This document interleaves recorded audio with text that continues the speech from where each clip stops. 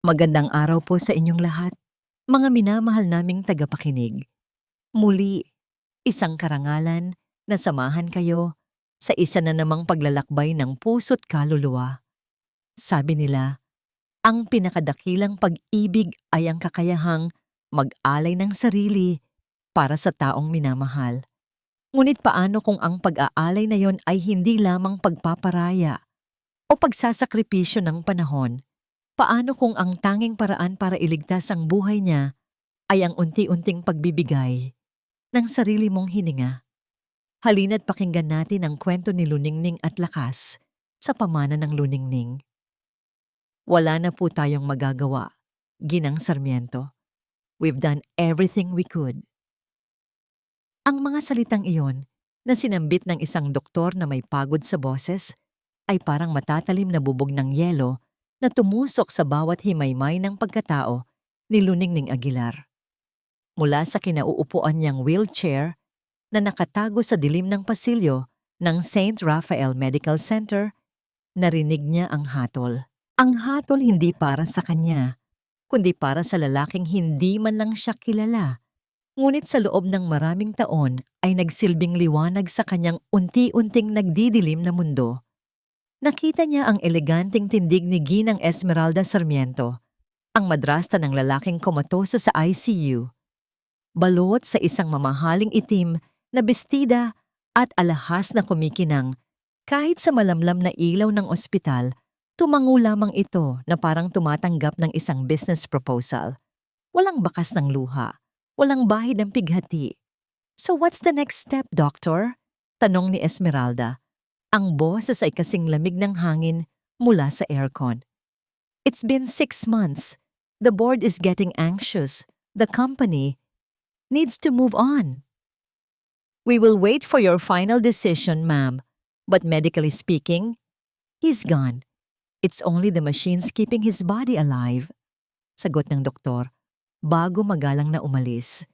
Naiwan si Esmeralda na nakatayo sa labas ng salaming pader ng ICU, nakatanaw sa katawang nakahiga sa loob. Mula sa kinatatayuan ni Ning, aninag niya ang perpektong figura ni Lakas Sarmiento, kahit pa napapalibutan ito ng sandamakmak na tubo at aparato. Nanginig ang mga kamay ni Luningning na nakapatong sa kanyang kandungan. 6 na buwan. 6 na buwan na siyang nagdarasal sa bawat paghinga niya para sa milagro, mula nang mabalitaan niya ang aksidente sa kotse ng tinitingala niyang CEO. Gabi-gabi siyang dumudulog sa kapilya ng ospital. Ipinagdarasal ang buhay nito. Isang buhay na puno ng kulay, kapangyarihan, at pangako. Kabaligtaran ng sa kanya. Naalala niya ang unang beses na makita niya ang mukha ni Lakas sa isang business magazine. Binansagan itong The Invincible CEO, ang binatang henyo na lahat ng hawakan ay nagiging ginto. Ngunit sa likod ng matigas na imahe na yon, nabasa ni Ning ang mga artikulo tungkol sa mga lihim na pagtulong nito sa mga ulila at mga charity works na hindi nito ipinapaalam sa media. Sa mundong puno ng kasakiman, si Lakas ang naging simbolo ng pag-asa para kay Ning, na posibleng maging malakas at mabuti ng sabay. At ngayon, ang pag-asang iyon ay handa ng pawiin ng isang desisyon.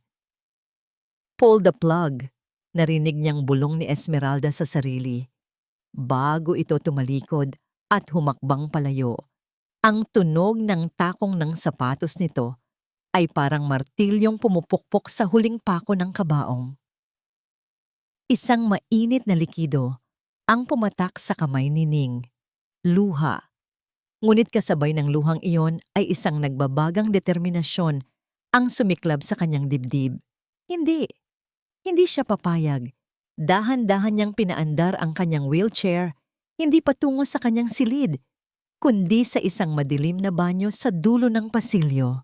Nanginginig ang buong katawan, ngunit ang kanyang isip ay buo na ang pasya. Mula sa isang maliit at luma ng pitaka, inilabas niya ang isang nakabalot na tela. Sa loob nito ay ilang piraso ng tuyong dahon, isang halamang gamot na tanging sa kanilang liblib na baryo, sa kabundukan lamang matatagpuan, ang huling pamana ng kanyang lola. Ang halik ng buhay, bulong ng kanyang lola sa alaala niya. Gamitin mo lang ito sa oras na ang pag-asa ay tuluyan ng nawala. Ngunit mag-ingat ka, apo. Bawat himala ay may katumbas na halaga. Hindi na niya inintindi ang babalang iyon. Anong halaga pa ba ang maibibigay niya? Ang buhay niya'y isa na ring kandilang malapit nang maubos dahil sa kanyang mahinang puso. Kung may kaunting liwanag pa siyang maibibigay, ibibigay niya ito sa taong mas may karapatang mabuhay. Ginamit niya ang takip ng isang bote ng gamot upang durugin ang mga dahon hanggang sa maging pinongpulbos ito. Pagkatapos, sa isang iglap ng desisyon, kinuha niya ang isang maliit na aspili mula sa kanyang damit at tinusok ang dulo ng kanyang daliri.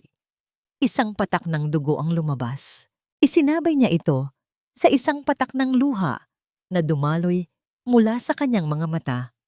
Hinalo niya ang pulbos, ang dugo, at ang luha, isang desperadong alay. Naghintay siya ng halos isang oras hanggang sa ang nurse na nagbabantay sa ICU ay nakatulog sa kanyang upuan. Ito na ang kanyang pagkakataon. Bawat pag-ikot ng gulong ng kanyang wheelchair ay parang isang dagundong sa tahimik na gabi. Ang ritmikong tunog ng mga makina sa loob ng ICU ay nagsilbing musika sa kanyang misyon. Huminto siya sa tapat ng pintuan, huminga ng malalim, at dahan-dahang itinulak ito. Nasa loob na siya. Ang amoy ng antiseptiko ay mas matapang dito. Ang tanging naririnig niya ay ang mahinang pag-beep ng monitor ng puso ni Lakas at ang sarili niyang pagkabog ng dibdib. Nilapitan niya ang kama. Sa malapitan, mas nakita niya ang kagandahan ng mukha nito. Matangos na ilong, makakapal na kilay, at mga labing bahagyang nakaawang. Mukha siyang isang prinsipeng natutulog, naghihintay ng isang halik. Ngunit ang halik na ibibigay ni Ning ay hindi galing sa isang prinsesa. Ito'y galing sa isang hamak na ulilang wala ng ibang maiaalay. Inilagay niya ang pinaghalong gamot sa kanyang sariling bibig. Ang mapait at makalupang lasa nito ay kumalat sa kanyang dila. Lumuhod siya mula sa kanyang wheelchair, gamit ang natitirang lakas para abutin ang kama. Ang bawat galaw ay parang may karayom na tumutusok sa kanyang dibdib, isang paalala ng sarili niyang karamdaman.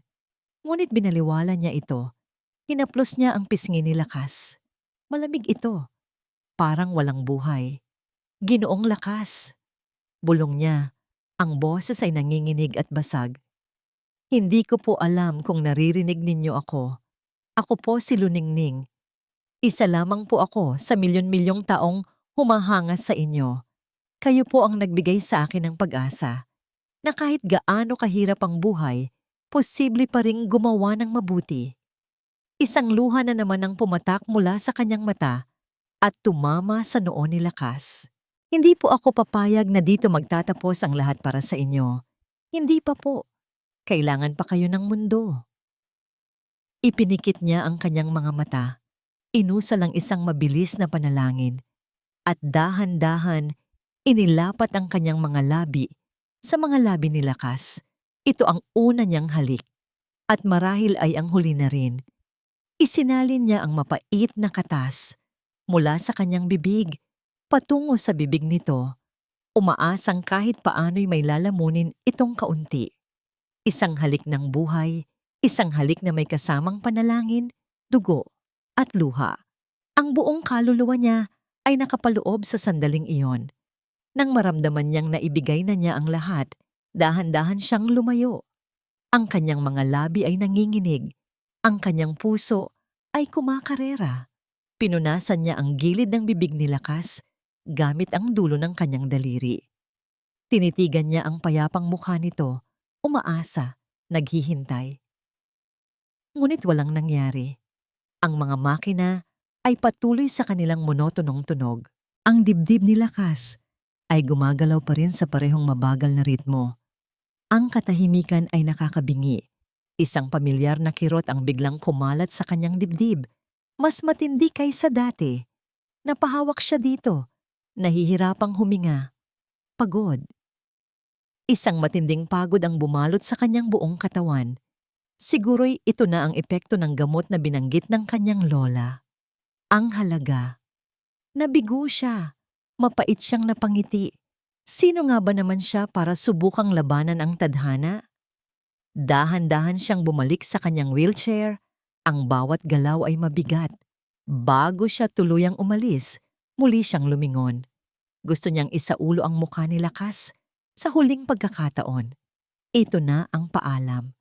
Ngunit habang siya'y nakatingin, sa gitna ng pag-beep ng mga monitor, may napansin siyang isang bagay na halos hindi ka panay-paniwala.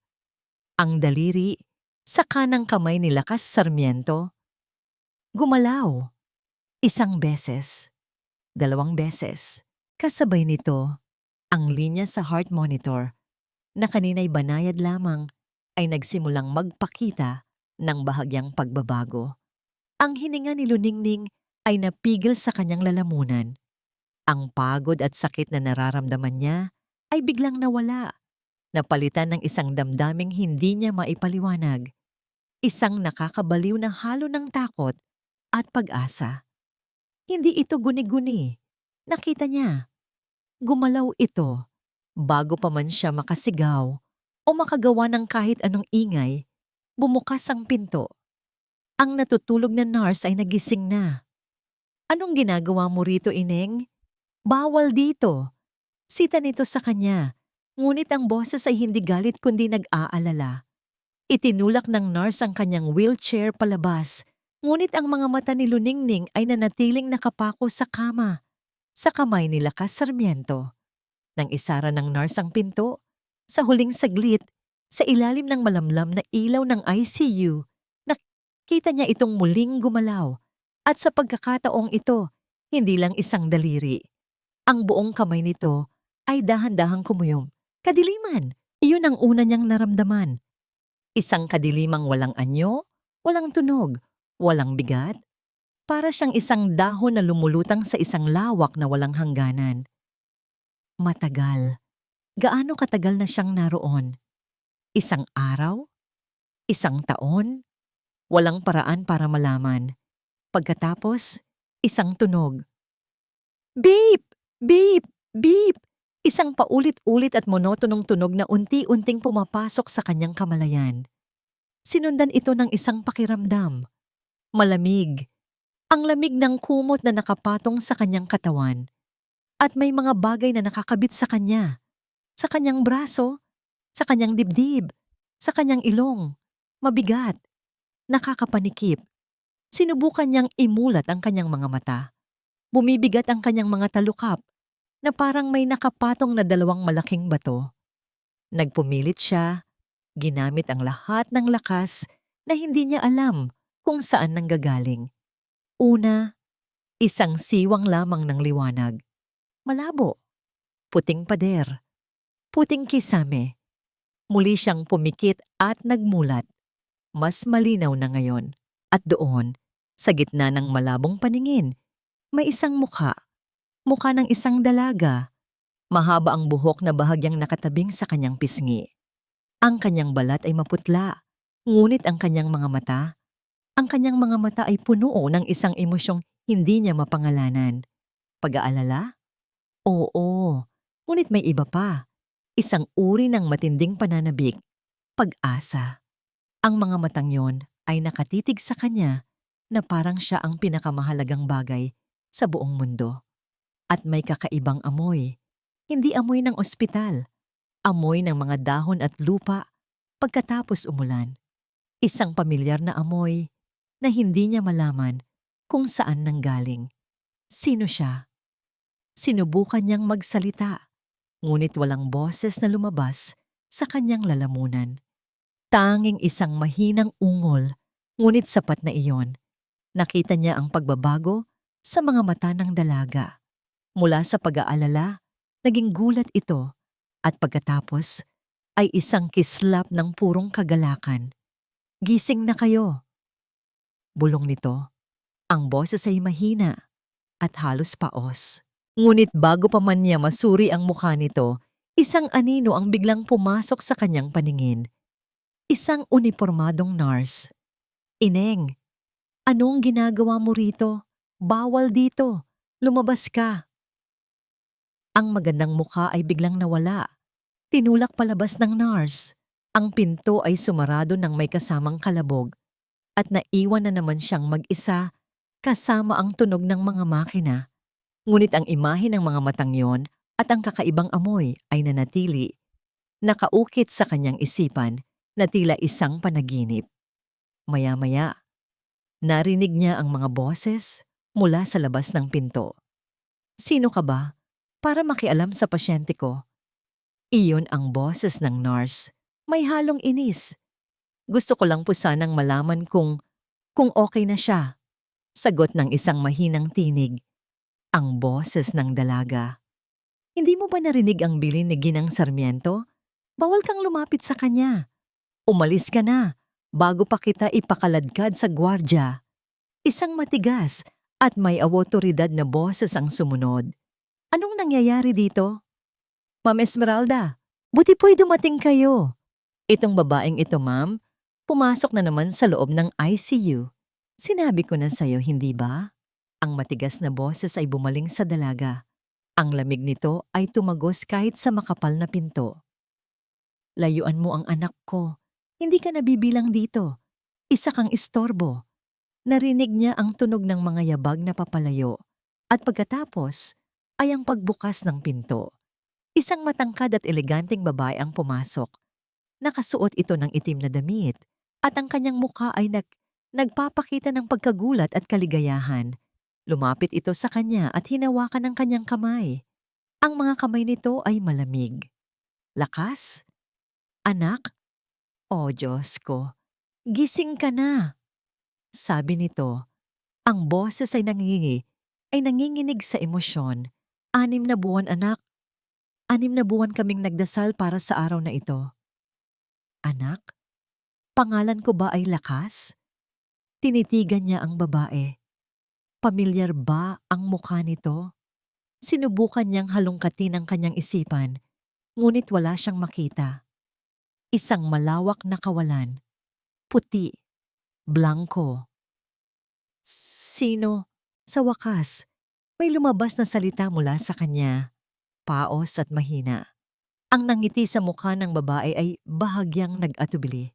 "Ako ito, anak. Ang mama mo. Si Esmeralda. Hindi mo ba ako naaalala?" Umiling siya. "Ang aksidente." Bulong nito, hinahaplos ang kanyang buhok. Sinabi ng mga doktor na posibleng magkaroon ka ng amnesia. "Huwag kang mag-alala, anak. Nandito ako. Nandito si mama. Aalagaan kita." May kung anong hindi tama. Ang mga salita nito ay puno ng pagmamahal, ngunit ang mga mata nito, may kakaiba sa mga mata nito, pero binaliwala niya ito.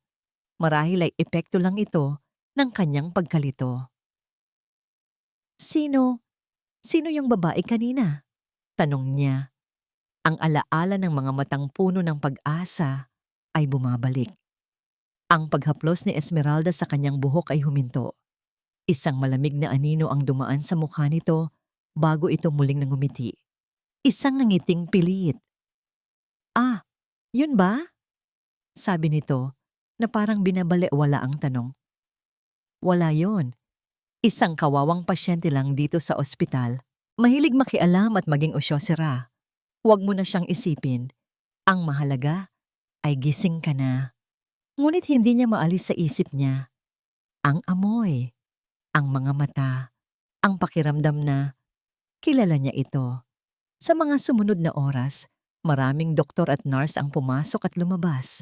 Sinuri siya, kinuhanan ng tests, tinanong ng kung ano-ano. Kinumpirma nila ang sinabi ni Esmeralda. Malubhang amnesia dahil sa pinsala sa ulo. Walang alaala, isang blangkong pahina. Nang sa wakas ay iwan na siyang mag-isa para magpahinga. Isang nurse na bata at mukhang mabait ang pumasok para ayusin ang kanyang dextrose. "Nurse," tawag niya rito. Sinisiguradong mahina lang ang kanyang boses. Po, Sir Lakas. Gusto kong malaman kung sino yung babaeng pumasok dito kanina. Yung pinaalis. Nag-atubili ang nurse. Tila nag-iisip kung dapat ba siyang sumagot. Sining po. Si Luningning Aguilar. Pasyente rin po siya rito. Matagal na. Luningning. Inulit niya ang pangalan. Tumugma ito sa mukha sa kanyang isipan. Anong sakit niya? Sa puso po, sir. Mahina po ang puso niya. Mahina ang puso. Ngunit ang mga mata nito ay puno ng lakas, puno ng buhay. Nagpasalamat siya sa nurse. Nang makaalis ito, muli siyang napatingin sa paligid ng kwarto. Puti, malamig, walang buhay. Ngunit sa sahig, malapit sa paanan ng kanyang kama, may isang maliit na bagay na nakakuha ng kanyang atensyon. Isang maliit na bulaklak. Isang bulaklak parang na kulay lila. Siguradong nalaglag ito mula sa kung saan. Gamit ang lahat ng kanyang lakas, dahan-dahan niyang inabot ito. Nanginig ang kanyang braso sa hirap, ilang pulgada na lang. Sa wakas, nahawakan niya ito. Dinala niya ito sa kanyang palad. Isang munting piraso ng kulay sa gitna ng kaputian. Ilang sandali pa, bumukas muli ang pinto. Si Esmeralda. Anak, dinalhan kita ng sabaw. Natigilan ito nang makita ang hawak niya. Ang ngiti sa mukha nito ay biglang naglaho. Napalitan ng isang ekspresyong hindi niya mabasa. Inis? Pagtataka? Saan mo nakuha yan? Tanong nito. Ang boses ay matalim. Nasa sahig lang, sagot niya. Mabilis ang kilos nito. Lumapit ito sa kanya. Kinuha ang bulaklak mula sa kanyang kamay. At walang pakundangang itinapon sa basurahan sa tabi ng kama. Basura lang yan, anak. Baka may mikrobyo pa. Sabi nito. Muling nangumiti na parang walang nangyari. Ngunit nakita niya ang kislap ng pagkasuklam sa mga mata nito nang hawakan nito ang bulaklak. Isang pagkasuklam na hindi na babagay para sa isang maliit at walang malay na bulaklak. Muli, naramdaman niya ito. Ang pakiramdam na mayroong mali. Sino si Luningning? At bakit ganoon na lamang ang galit ng babaeng nagsasabing ina niya sa anumang bagay na may kaugnayan dito? Ipinikit niya ang kanyang mga mata. Ngunit ang imahe ng bulaklak na itinapon sa basurahan ay nanatili. At kasabay nito, ang alaala ng isang mukha, isang amoy, at isang pangalan, Luningning. Layuan mo ang anak ko. Ang mga salitang iyon ni Ginang Esmeralda Sarmiento ay parang isang malamig na tanikalang nakapulupot sa puso ni Luningning. Ilang araw na ang lumipas mula nang magising si Lakas at ilang araw na rin siyang umiiwas. Bawat sulok ng ospital ay tila may mga matang nakamasid, mga matang mapanghusga na pag-aari ng ina nito. Nakatulala siya sa mga isdang koi na masayang lumalangoy sa maliit na lawa sa gitna ng hardin ng ospital. Ito ang kanyang naging kanlungan. Dito, kahit paano, nakakahinga siya ng maluwag, malayo sa amoy ng gamot at sa bigat ng kanyang karamdaman. Baliw ka na ba, Ning? Halos mapatalon siya sa gulat nang biglang sumulpot sa tabi niya ang kanyang matalik na kaibigan. Si Liwayway Flores. Si Liwayway, ang kanyang liway, ang tanging pamilya niya. Magkasama silang lumaki sa ampunan bago sila muling nagkita dito sa ospital, kung saan isa na itong masipag na nurse. Bakit ka na naman nandito? Alam mong delikado. Narinig ko ang chismis sa nurse station. Pinagbabantaan ka raw ni Ginang Sarmiento, sabi ni Liway habang inaayos ang kumot sa mga binti ni Ning. Wala naman akong ginagawang masama, Liway. Nagpapahangin lang. Mahinang sagot ni Ning, ang mga matay nakatutok pa rin sa tubig. Huwag ako, Ning. Kilala kita. Umirap si Liway. Iniwasan mo ang check-up mo kanina. Hinahanap ka ni Dr. Reyes. At alam kong ang dahilan kung bakit ka nandito ay dahil umaasa kang masisilayan mo na naman siya. Hindi nakasagot si Ning. Dahil totoo ang sinabi ni Liway, umaasa siya, isang masokistang pag-asa. Kaibigan, pakinggan mo ako, biyak. Lumuhod si Liway sa harap niya, hinawakan ang kanyang mga kamay. Hindi biro ang sakit mo. Kailangan mong mag-ipon ng lakas. At ang mga sarmiento, ibang mundo sila. Gulo lang ang mapapala mo sa kanila. Pero Liway, kung nakita mo lang, nagsimulang mangilid ang luha sa mga mata ni Ning. Kung nakita mo lang ang mga mata niya nang magising siya, may koneksyon, may kung anong. Ning comatose siya ng 6 na buwan. Natural lang na malito siya pagising. Baka akala niya, isa ka sa mga nurse. Huwag mong lagyan ng kahulugan. Sasagot pa sana si Ning nang bigla silang may narinig na pag-ubo mula sa kanilang likuran. Excuse me. Sabay silang napalingon ni Liway. At ang puso ni Ning ay tila tumigil sa pagtibok. Nakatayo doon si Lakas, nakasuot ng puting hospital gown at bahagyang nakasandal sa isang physical therapist. Mas payat siya kumpara sa mga litrato at may bakas pa ng pagkalito sa kanyang mga mata. Ngunit naroon pa rin ang tindig at ang aurang hindi maipagkakaila. Ang mga mata nila ay muling nagtagpo. Kailangan ko lang sanang magpahinga sandali. Pwede bang dito muna ako sa bench na to? Sabi ni Lakas. Ang boses ay kalmado ngunit ang mga matay nakatutok lamang kay Ning. Naku, Sir Lakas. Sige po, sige po. Nagmamadaling sabi ng therapist. Si Liwayway naman ay biglang tumayo. Hinila ang wheelchair ni Ning. Paumanhin po, sir. Aalis na rin po kami. Hindi. Mabilis na sabi ni Lakas. Pwede bang maiwan muna siya? May gusto lang akong itanong. Ang therapist at si Liwayway ay nagkatinginan. Ngunit sino ba ang makakatanggi sa isang Lakas Sarmiento? Walang nagawa si Liway kundi magbigay ng isang makahulugang tingin kay Ning na nagsasabing mag-usap tayo mamaya bago sila iniwan. Katahimikan. Tanging huni ng mga ibon at agos ng tubig ang maririnig. Umupo si Lakas sa tabi ng wheelchair ni Ning, nag-iingat sa bawat galaw. Ikaw si Luningning, tama? Basag niya sa katahimikan. Marahan lamang tumango si Ning, hindi magawang itaas ang kanyang paningin mula sa kanyang mga kamay na pinaglalaruan sa kanyang kandungan. Hindi ko alam kung bakit, pagpapatuloy ni Lakas. Pero ang pangalan mo at ang mukha mo, sila lang ang malinaw sa isip ko mula nang magising ako. Napaangat ng tingin si Ning, gulat. Huwag kang mag-alala, hindi ako baliw. Bahagya itong ngumiti. Isang nangiting nagpatunaw sa puso ni Ning. Sinabi ng doktor na normal daw ito, na minsan ang utak ay pumipili ng isang angkor, isang bagay na kakapitan habang sinusubukang buuin muli ang sarili.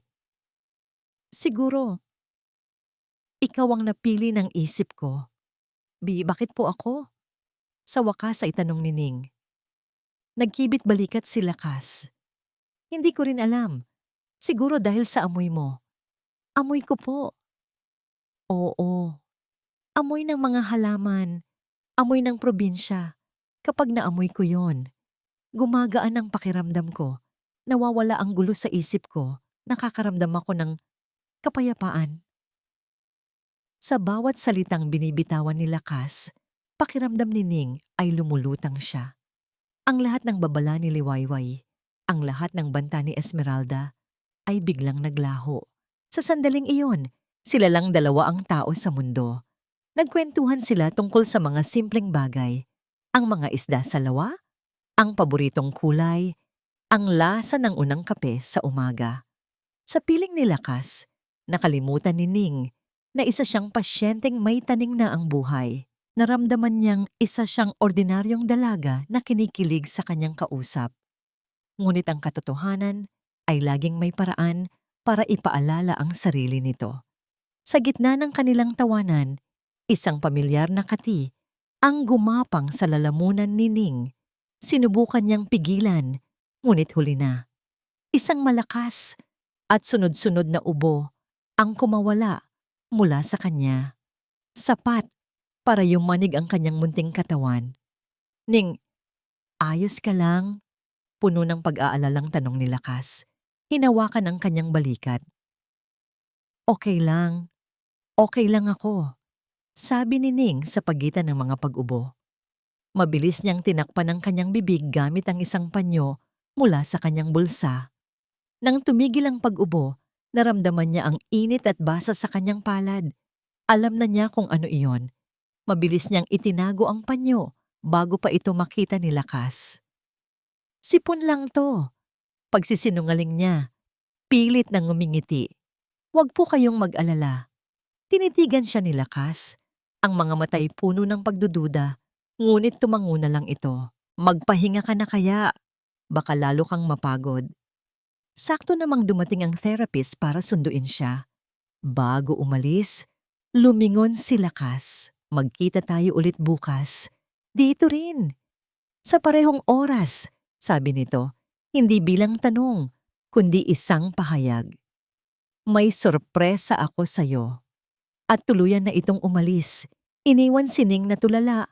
Ang puso'y nag-uumapaw sa saya, ngunit ang katawan ay unti-unting nanghihina. Habang pinagmamasdan niya ang papalayong likod ni Lakas, napansin niya ang isang nurse sa di kalayuan na kanina pa tila nagmamasid sa kanila.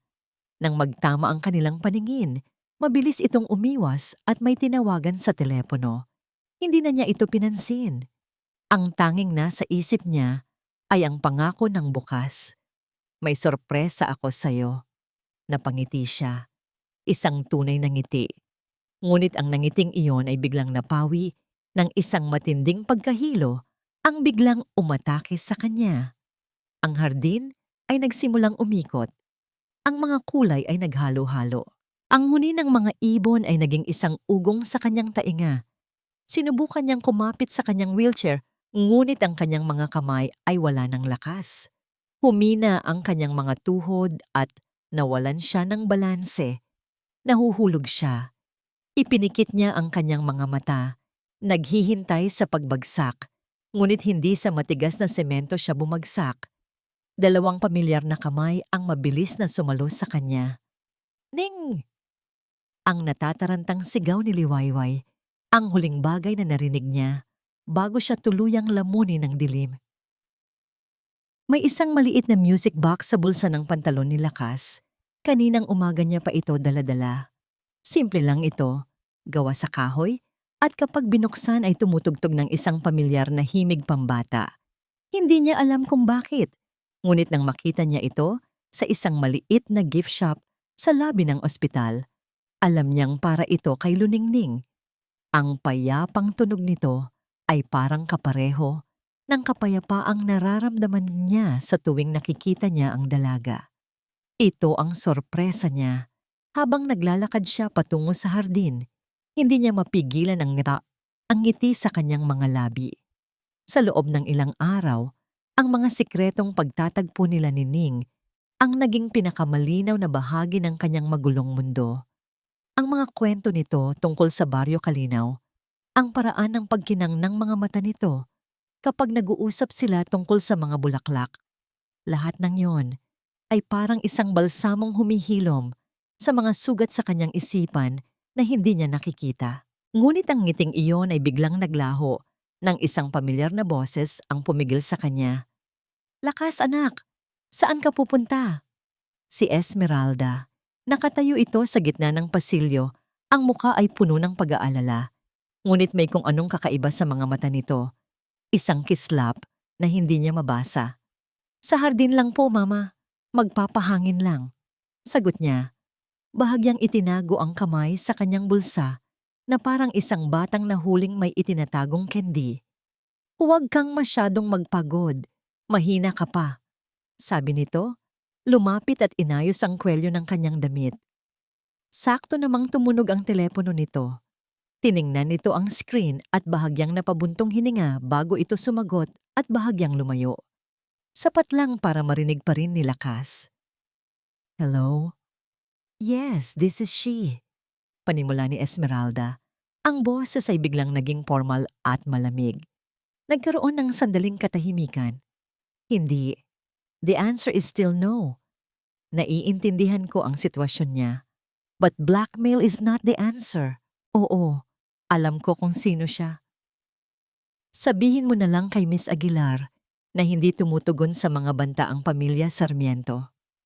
Sasagutin namin ang mga bayarin niya sa ospital bilang tulong, pero hanggang doon na lang yon. Goodbye. Ibinaba nito ang telepono at napapikit na parang problemado.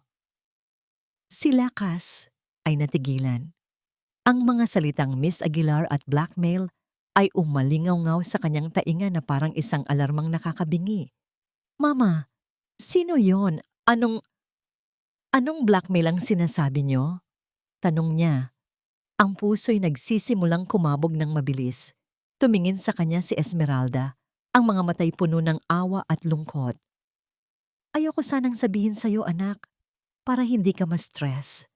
Pero siguro'y kailangan mo nang malaman. Hinawakan siya nito sa braso at iginiya sa mga upuan sa pasilyo.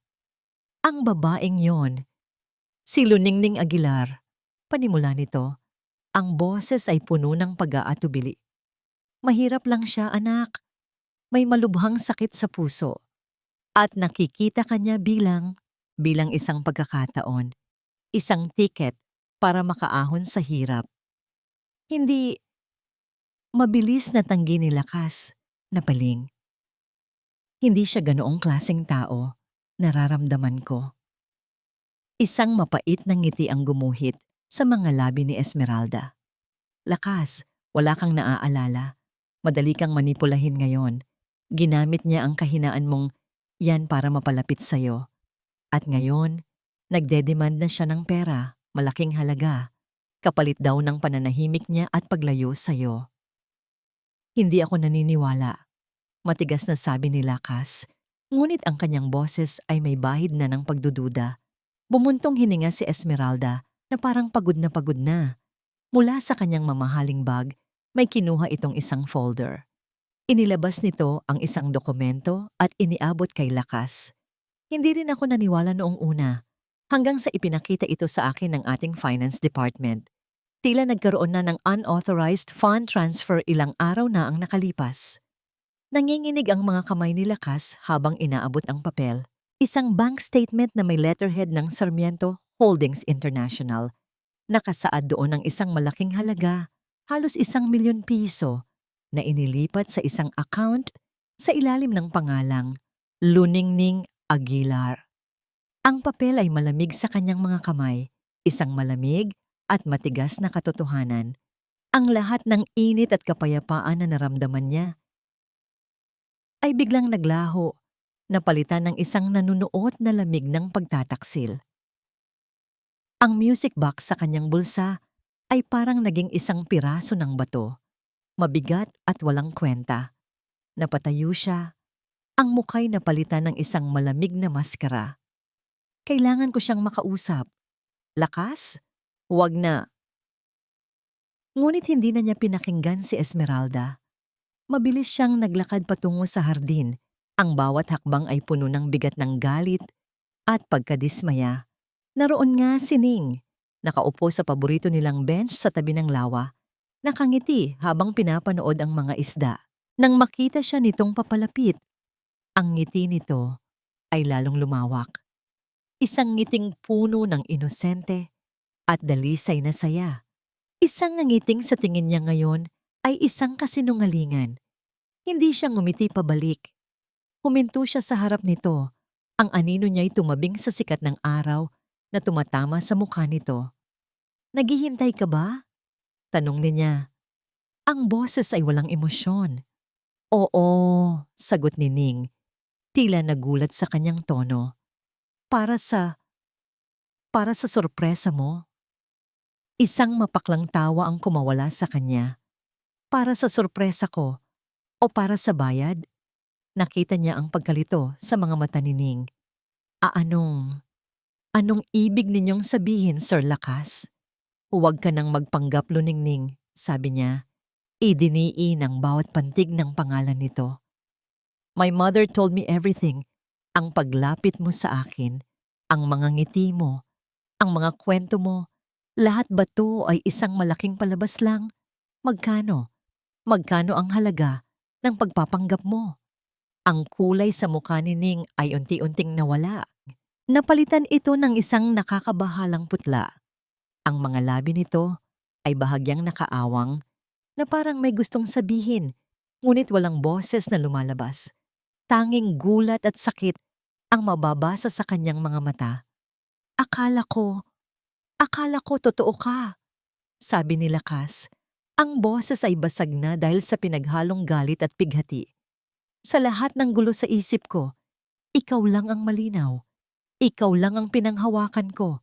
Nagkamali ako. Bumagsak ang isang butil ng luha mula sa mata ni Ning. Isa ka lang palang oportunista. Iyon ang huling salita na binitawan niya bago siya tumalikod. Hindi niya kayang makita ang mukha nito. Bawat segundo na nakikita niya ito ay parang isang punyal na lalong bumabaon sa kanyang puso. Nagsimula siyang humakbang palayo nang marinig niya ang isang mahinang tunog sa kanyang likuran. Isang kalabog. Napalingon siya. At ang galit sa kanyang dibdib ay biglang naglaho na parang bula. Napalitan ng isang nagyeyelong takot. Si Luningning. Nakabagsak ito sa damuhan. Walang malay. Ning! Sigaw niya. Mabilis na tumakbo pabalik sa tabi nito. Lumuhod siya at marahang itinaas ang ulo nito. Ning, gumising ka! Ang kanyang mga sigaw ay narinig ni Liwayway na papalapit. Diyos ko, Ning! Sigaw nito. Puno ng pagkasuklam ang tingin na ipinukol nito kay Lakas. Anong ginawa mo sa kanya? Ngunit hindi na pinansin ni Lakas ang galit ni Liwayway. Ang tanging nakikita niya ay ang maputlang mukha ni Ning at ang maliit na piraso ng panyo na nahulog mula sa kamay nito. May bahid ito ng dugo. Parang isang kidlat na gumuhit sa kanyang isipan ang pag-ubo nito kahapon. Ang pagsisinungaling nito, ang katotohanan. Ang mga sumunod na pangyayari ay malabo na. Mga NARS na nagtatakbuhan, ang tunog ng mga gulong ng stretcher, ang pagmamadali patungo sa emergency room. Ang tanging malinaw ay ang pakiramdam niya habang naghihintay sa labas. Isang nakakabinging katahimikan na puno ng pagsisisi. Maya-maya, lumabas si Dr. Reyes, ang cardiologist ni Ning. Ang mukha nito ay seryoso at pagod. Mr. Sarmiento, sabi ng doktor, ang boses ay mababa. Hindi ko alam kung ano ang nangyari kanina, but whatever it was, her heart couldn't take it. Napatingin si Lakas sa doktor. Ang lalamunan niya ay tuyo. Her condition, it has worsened significantly. Pagpapatuloy ng doktor, tinititigan siya ng diretso sa mata. To be blunt, Mr. Sarmiento, she's running out of time. Ang mga salitang iyon ay parang isang malakas na suntok sa sikmura ni Lakas. Nanlamig ang kanyang buong katawan. Her heart couldn't take it. She's running out of time. Ang mga salita ng doktor ay paulit-ulit na umalingaw-ngaw sa kanyang isipan, kasabay ng alaala ng kanyang sariling masasakit na salita. Isa ka lang palang oportunista. Napahawak siya sa pader para suportahan ang sarili. Ano? Ano ang kanyang nagawa? Payapa. Iyon ang salitang naisip ni Liwayway habang pinagmamasdan ang natutulog na mukha ni Luningning. Payapa ito na parang walang karamdaman, na parang hindi ito kasalukuyang nakikipaglaban para sa bawat pagtibok ng kanyang puso. Kung hindi lang sa mga aparatong nakakabit sa katawan nito at sa nakakabahalang hina ng tunog mula sa heart monitor, aakalain mong isa lamang siyang anghel na nagpapahinga. Hindi ako papayag, Ning, bulong ni Liway. Ang boses ay basag dahil sa magdamag na pag-iyak. Hinawakan niya ang malamig na kamay ng kaibigan. Hindi ako papayag na ganito lang ang mangyari sa'yo. Hindi ka masamang tao at ipapamukha ko yan sa kanila, lalo na sa lalaking yon. Ang mukha ni Lakas Sarmiento, puno ng galit at panghuhusga, ay malinaw na nakaukit sa isipan ni Liway. Ang bawat masasakit na salitang binitawan nito ay parang mga punyal na tumagos hindi lang sa puso ni Ning, kundi pati na rin sa kanya. Paano kanya nagawang saktan ng ganito? Pagkatapos ng lahat, hindi na naituloy ni Liway ang sasabihin. Tanging siya lang ang nakakaalam sa ginawang pagsasakripisyo ni Ning, ang paglusob nito sa ICU, ang halamang gamot, ang milagro. Ngunit paano niya ito papatunayan? Kasinungalingan laban sa kapangyarihan ng mga Sarmiento? Walang sino man ang maniniwala sa kanya. Isang ideya ang biglang pumasok sa kanyang isipan. Isang desperadong ideya. Ang Baryo Kalinaw, ang bahay ng lola ni Ning. Doon nagsimula ang lahat. Marahil ay may makikita siyang kasagutan doon. Kahit anong bakas, kahit anong pwedeng panghawakan, mabilis siyang nagpaalam sa nurse na babantayan muna si Ning. Nagdahilan siyang kukuha lang ng mga gamit. Sumakay siya sa unang bus na paakyat ng bundok.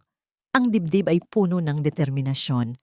Habang umaakyat ang bus sa paikot-ikot na daan, ang malamig na hangin ng kabundukan ay nagsimulang humaplos sa kanyang pisngi. Ang tanawin ng magulong syudad ay napalitan ng lunti ang mga puno at bukirin. Ang hangin ay mas malinis. Ang katahimikan ay halos naririnig. Ito ang mundo ni Ning. Isang mundong simple at payapa, kabaligtaran ng magulo, at mapanganib na mundong pinasok nito. Nang makarating siya sa Baryo Kalinaw, dumiretso siya sa maliit na bahay na kinalakihan nila. Gawa sa kahoy, luma na, ngunit matatag pa rin. Ang amoy ng alikabok at mga tuyong kahoy ay sumalubong sa kanya. Pumasok siya sa maliit na kwarto ng lola ni Ning, kung saan maingat na nakatago ang mga gamit nito. Nagsimula siyang maghalungkat, mga lumang damit, mga libro, mga bote ng pinatuyong halaman. Wala siyang ideya kung ano ang kanyang hinahanap, basta't nagpatuloy lang siya. Sa ilalim ng isang lumang kama, may nakita siyang isang maliit na baul na gawa sa nara. Kinakabahan, binuksan niya ito. Sa loob, nakasalansan ng mga lumang litrato at sulat. Ngunit isang bagay ang nakakuha ng kanyang atensyon. Isang maliit na kwadernong balat na ng panahon, ang mga pahina ay naninilaw na. Isang talaarawan. Samantala, sa St. Raphael Medical Center, hindi mapakali si Lakas. Ang mga salita ng doktor, "She's running out of time," ay parang sirang plakang paulit-ulit na tumutugtog sa kanyang isipan. Ang pakiramdam ng pagkakasala ay parang isang mabigat na kadenang nakagapos sa kanyang dibdib. Bumalik siya sa kanyang silid, ngunit hindi na ito ang payapang lugar na dati niyang nakikita. Ngayon, ang bawat puting pader ay parang nangungutya sa kakanya. Pinasadahan niya ng tingin ang mga mamahaling gamit, ang mga prutas at bulaklak na ipinadala ng mga kasosyo sa negosyo. Lahat ay walang kwenta. Sinubukan niyang mag-isip, Miss Aguilar. Blackmail, ang bank statement, masyadong perpekto, masyadong madali. Ang paraan ng paglabas ni Esmeralda ng mga dokumento ay parang isang eksena sa isang pelikula na matagal nang inihanda. Dahil wala siyang maalala, ang tanging magagawa niya ay maghanap ng mga bakas ng kanyang nakaraan. Nagpaalam siya sa nurse na pupunta siya sa library ng ospital, ngunit sa halip, dumiretso siya sa isang lugar na hindi pa niya napupuntahan mula nang magising siya. Ang opisina ng kanyang yumaong ama, na matatagpuan sa isang pribadong wing ng ospital. Maalikabok na ang silid. Tila walang gumagamit ng matagal. Ang amoy ng lumang papel at katad ay nangingibabaw. Lumapit siya sa malaking mesa na gawa sa mahogany at binuksan ang mga drawer. Mga papeles ng negosyo, mga kontrata, walang anumang personal.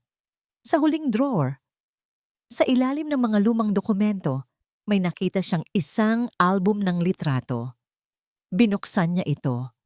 Mga litrato niya noong bata pa siya, mga litrato ng kanyang ama, mga litrato mula sa mga business trip. At sa isang pahina, Isang litrato ang pumukaw sa kanyang pansin. Ang kanyang ama, mas bata pa, nakangiti habang nakaakbay sa isang lalaki at isang babaeng hindi niya kilala. Mukha silang simple, mga taga-probinsya. Nasa likod nila ang isang bahay kubo at mga naglalakihang puno. Sa ilalim ng litrato, may sulat kamay na nakasulat, Baryo Kalinaw, kasama si Mang Kiko at Aling Adela. Ang babae sa litrato, may hawig ito kay Luningning, balik sa Baryo Kalinaw. Nanginginig ang mga kamay ni Liwayway habang binubuklat ang talaarawan ng lola ni Ning na si Aling Adela. Ang sulat kamay nito ay maganda, ngunit tila minadali sa ilang bahagi. Binasa niya ang mga unang pahina, mga simpleng tala tungkol sa kanilang buhay, sa kanilang mga pananim, sa paglaki ni Luningning. Ngunit habang lumalayo, ang tono ng pagsusulat ay nagbago. Naging puno ito ng takot at pag-aalala. At doon, nabasa niya ang isang pangalan na nagpatindig ng kanyang mga balahibo, Sarmiento. Dumating na naman si Ginoong Sarmiento, basa niya sa isang entry. Pinipilit na naman kaming ibenta ang formula ng halik ng buhay. Nag-alok ng malaking pera. Ngunit paano namin ipagbibili ang isang pamanang sagrado? Sinabi ni Kiko na hindi ito para sa pera. Sa mga sumunod na pahina, isinalaysay ang pagtindi ng panggigipit. Mga banta, mga paninira, sa kanilang mga pananim. Isang gabi, pinasok nila ang aming tahanan. Hinalughog ang lahat. Naghahanap ng kahit anong tala tungkol sa formula. Naglaban si Kiko, matapang ang aking asawa. Ang huling mga entry ay puno ng mga patak ng luhang na tuyo na sa papel. Isang aksidente, sabi ng pulis. Nahulog daw sa bangin ang sinasakyan ni Kiko. Pero alam ko ang totoo. Pinatay nila siya. Pinatay ng mga Sarmiento ang aking asawa dahil sa kanilang kasakiman. Napahigbi si Liwayway. Ang bigat ng nabasa niya ay parang isang malaking batong dumagan sa kanyang dibdib. Isang alitan na mas malalim pa sa pera. Isang alitang nabahiran na ng dugo. Gusto na niyang isara ang talaarawan, ngunit may isang huling entry na nakasulat sa pinakahuling pahina na tila isang babala para sa kung sino mang makakabasa. Para sa aking apong si Luningning, panimula nito. Sana ay hindi mo na kailangang mabasa pa ito. Ngunit kung dumating ang araw ng matinding pangangailangan, tandaan mo ang bilin ko. Ang halamang gamot na halik ng buhay ay hindi isang ordinaryong lunas. Huminto sa paghinga si Liwayway habang binabasa ang mga huling salita. Ang mga salitang babago sa lahat. Hindi ito gamot na lunas, isa itong sumpa, isang palitan. Kumukuha ng isang buhay para magligtas ng isa. Nabitiwan ni Liwayway ang talaarawan. Ang mga salita ay umalingaw-ngaw sa kanyang isipan na parang isang kulog. Kumukuha ng isang buhay para magligtas ng isa. Ang paggaling ni Lakas, ang biglaang paghina ni Luningning. Hindi ito nagkataon lang. Diyos ko, Ning. Hikbi niya sa kawalan habang ang katotohanan, isang katotohanang mas masakit at mas nakakatakot kaysa sa inaakala niya, ay dahan-dahang bumabalot sa kanyang buong pagkatao. Ano? Ano ang ginawa mo? Isang mangiti ang gumuhit sa mga labi ni Esmeralda Sarmiento habang pinagmamasdan ang sarili sa salamin ng kanyang private suite sa ospital. Perpekto. Ang bahagyang pamumugto ng mga mata, ang malungkot na pagbagsak ng mga balikat, ang itim na damit na bumagay sa kanyang papel bilang isang nagluluksa, ngunit matatag na ina. Sa loob ng 6 na buwan, hinasa niya ang pag-arte na ito hanggang sa halos makumbinsi na niya pati ang kanyang sarili. Ngunit ang paggising ni Lakas ay isang pagkakamali sa kanyang perpektong plano. Isang milagrong hindi niya inaasahan at lalong hindi niya gusto. Kinuha niya ang kanyang kopita ng alak at dinala ito sa kanyang labi nang biglang tumunog ang isang telepono. Isang burner phone na tanging iilang tao lang ang nakakaalam. Isang partikular na jingle ang tumugtog, isang senyales ng panganib. Agad niyang ibinaba ang kopita. Ang kanyang kalmadong ekspresyon ay napalitan ng pananabik at tensyon. "Anong balita?" Sagot niya, walang anumang pagbati. "May problema, ma'am." Sagot ng isang magaspang na boses sa kabilang linya. Binuksan muli ng pulisya ang kaso. May nagbigay ng anonymous tip. Tinitingnan na ulit nila ang sasakyan. Nanlamig ang mga daliri ni Esmeralda na nakahawak sa telepono. At kinumpirma ng source ko sa loob, pinakialaman daw ang preno. Sinadya, hindi na ito mukhang aksidente, ma'am. Homicide na ang tinitingnan nila. Napapikit si Esmeralda. Isang ugat ang pumitik sa kanyang sentido. "Mga walang silbi. Ang sabi niyo'y malinis ang pagkakagawa." "Malinis po, ma'am. Pero masyadong matalino ang investigador na humahawak ngayon. Wala akong pakialam." Putol ni Esmeralda. Ang boses ay nanatiling mahina, ngunit puno ng bagsik. "Ayusin na niyo yan. Burahin niyo ang lahat ng bakas. At hanapin niyo kung sino ang nagbigay ng tip." Ibinaba niya ang tawag ng may panggigigil. Ang mga pader ng kanyang marangyang silid ay tila kumikitid. Ang lahat ng pinaghirapan niya ay maaaring gumuho dahil sa isang pagkakamali. Naalala niya ang araw na una niyang nakilala ang yumaong ama ni Lakas, si Don Ricardo Sarmiento. Isang matandang lalaking mahina ang puso at mas mahina ang pag-iisip, madaling nabighani sa kanyang kagandahan at talino. Siya ang nagtulak dito sa mga mapanganib na pamumuhunan, mga proyektong unti-unting umubos sa kaban ng pamilya, hanggang sa ang tanging pag-asa na lang nito ay isang desperadong plano, ang kunin ang formula ng isang milagrosong halamang gamot mula sa isang hamak na albularyo sa isang malayong baryo, Baryo Kalinaw. Ang pagtanggi ng albularyo at ng asawa nito ay ang huling mitya. Si Don Ricardo, sa kanyang desperasyon, ay gumawa ng isang bagay na marahas, isang bagay na nauwi sa isang aksidente sa bangin. Ngunit hindi na nakuha ang formula at hindi nagtagal. Bumigay na rin ang puso ni Don Ricardo. Iniwan kay Esmeralda ang lahat.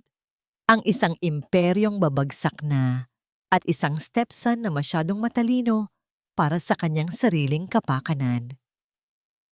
Si Lakas, mula pa noon, alam na niyang isang malaking hadlang si Lakas sa kinabukasan ng sarili niyang anak.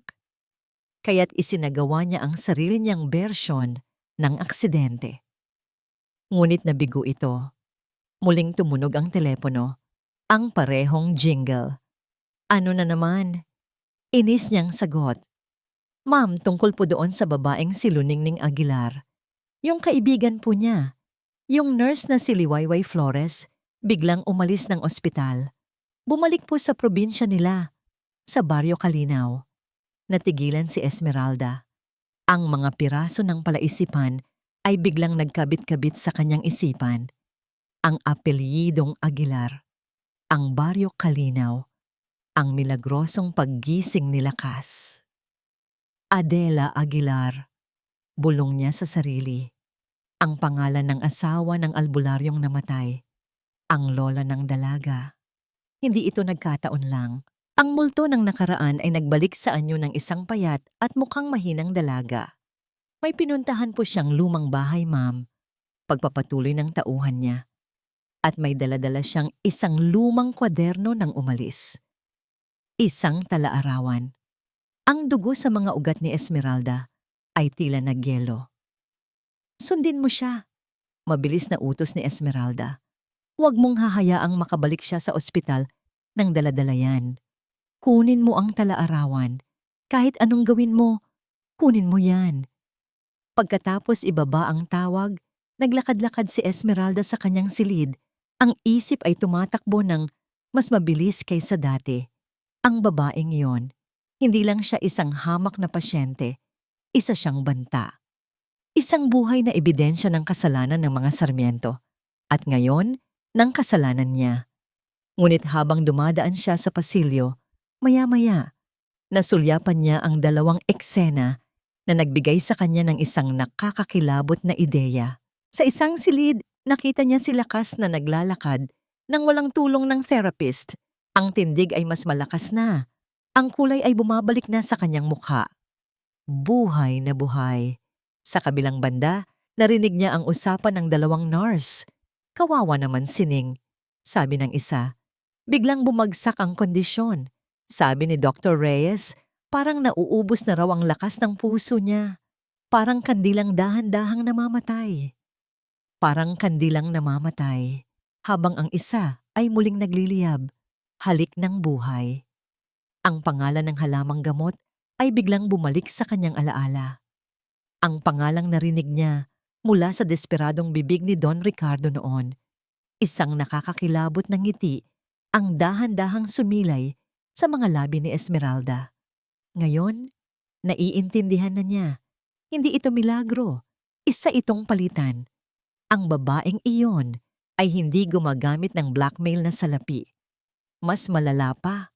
Ibinibigay nito ang sarili nitong buhay para kay Lakas. Napakagandang trahedya. Bulong niya sa sarili, puno ng panunuya. Ang problema ay unti-unting nilulutas ang sarili nito. Ngunit hindi siya maaring umasa sa tadhana. Ang talaarawan, ang investigasyon, masyadong maraming maaaring maging sablay. Kailangan niyang tapusin ang lahat ng ito. Ngayon na. Pumasok siya pabalik sa kanyang silid, ang kanyang mukha ay kalmado na. Ang kanyang desisyon ay buo na. Kinuha niya ang isa pang burner phone, isa na nakatago sa ilalim ng kanyang kama.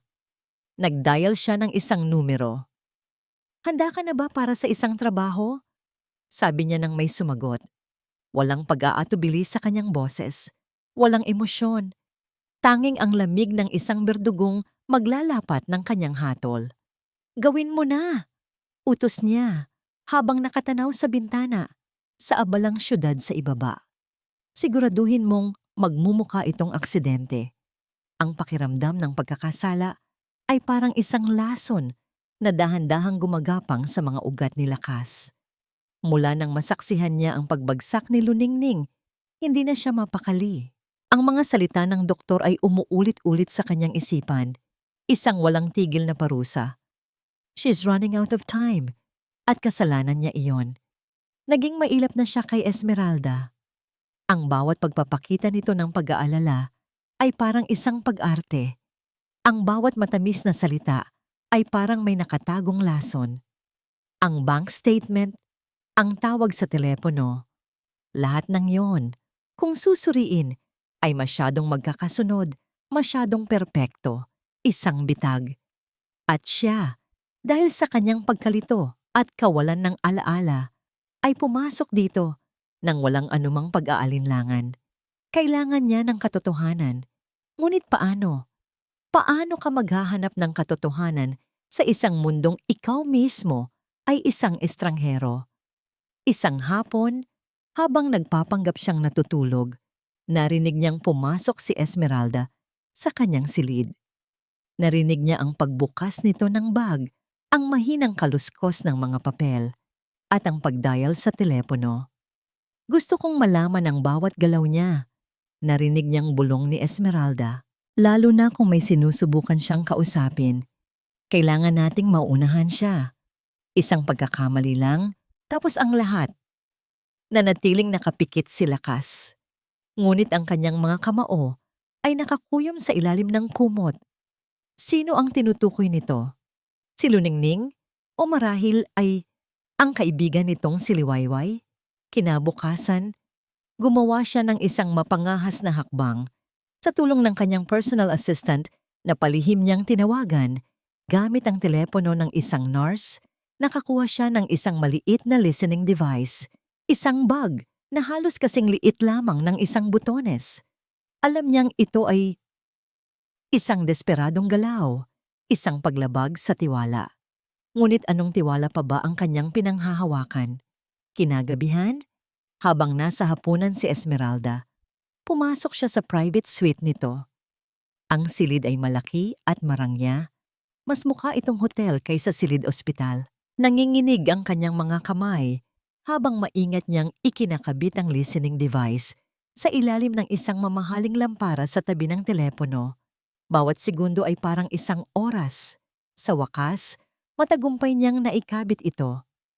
Mabilis siyang bumalik sa kanyang silid, ang puso'y dumadagundong sa kaba. Mula sa isang maliit na receiver na konektado sa kanyang earphones, naririnig na niya ngayon ang lahat ng nangyayari sa silid ni Esmeralda. Ngunit sa loob ng ilang oras, tanging katahimikan at ang mahinang tunog ng telebisyon ang kanyang naririnig. Nagsisimula na siyang isipin na nagkamali siya. Nadala lang ng paranoia niya ang lahat hanggang sa narinig niya ang pagdial. "Ako to," sabi ng boses ni Esmeralda. Walang anumang emosyon. Handa na ba ang lahat? Nagkaroon ng sandaling katahimikan. Mabuti. Pagpapatuloy nito. Ang mga gamot ay nasa loob na ng bag niya. Ang kailangan na lang ay ang tamang tiyempo. Siguraduhin ninyong maraming makakakita. Gusto kong mapahiya siya. Gusto kong makita ng lahat na isa siyang magnanakaw. Kapag tinanggal na siya ng ospital sa kustodya nila, mas madali na ang lahat. Nanlamig ang buong katawan ni Lakas. Mga gamot. Bag niya. Magnanakaw. Ang plano ay malinaw na parang kristal. Isang frame-up. Sasaktan nila si Luningning sa paraang mas masakit pa kaysa sa pisikal. Sisirain nila ang kanyang pangalan. Napabalikwas siya mula sa pagkakahiga. Kailangan niyang makarating kay Ning. Kailangan niya itong balaan. Hindi na siya nag-abalang magsuot ng tsinelas. Mabilis siyang lumabas ng kanyang silid, tumatakbo sa pasilyo. Hindi niya alintana ang mga nurse na sumisigaw sa kanyang pangalan. Ang tanging nasa isip niya ay ang mukha ni Ning, ang mukhang puno ng sakit at pagtataksil dahil sa mga salitang binitawan niya. Malapit na siya sa ward kung nasaan si Ning. Paliko na siya sa pasilyo nang makita niya ang eksena. Parang isang slow motion na bangungot. Si Luningning, mukhang mas payat at mas maputla kaysa dati, ay dahan-dahang naglalakad. Marahil ay galing sa isang check-up. Nakasabit sa kanyang balikat ang isang maliit at lumanang bag. Bigla siyang hinarang ng 2 security guard ng ospital. "Miss Aguilar," sabi ng isa sa mga guard. Ang boses ay matigas at walang anumang paggalang. "Kailangan naming inspeksyonin ang iyong mga gamit." Pero bakit po?" Naguguluhang tanong ni Ning. Ang kanyang mga matay nagpapakita ng takot. "May natanggap kaming ulat. Buksan mo ang bag mo." "Wala po akong ginagawang masama," ngunit hindi na siya pinatapos. Ang isang guard ay walang awang kinuha ang bag mula sa kanya at itinapon ang lahat ng laman nito sa sahig. Mga gamit pambabae, isang lumang pitaka, isang panyo, at ilang kahon ng mamahaling gamot. Mga gamot na para sa puso. Mga gamot na malinaw na pag-aari ng ospital. Nanlaki ang mga mata ni Ning sa gulat. Hindi po yan sa akin." Napatigil ang lahat ng tao sa pasilyo. Mga pasyente, mga nurse, mga doktor. Lahat ay nakatingin. Ang kanilang mga tingin ay puno ng paghuhusga, ng panghuhusga. Si Lakas, nakatayo sa dulo ng pasilyo, ay parang napako sa kanyang kinatatayuan. Ang lahat ng nangyayari ay naririnig niya sa kanyang earphones kasabay ng pagsasalamin nito sa kanyang harapan. Naramdaman niya ang paghihirap ni Ning na parang sarili niyang sakit. Gusto niyang sumigaw, tumakbo, sabihin sa lahat na ito ay isang bitag. Ngunit ang kanyang mga paa ay tila nakabaon sa sahig. Ang kanyang lalamunan ay parang may bumara. Ang pinakamasakit sa lahat ay nang makita niya ang pagbagsak ng mga luha mula sa mga mata ni Ning. Hindi ito luha ng pagkakasala.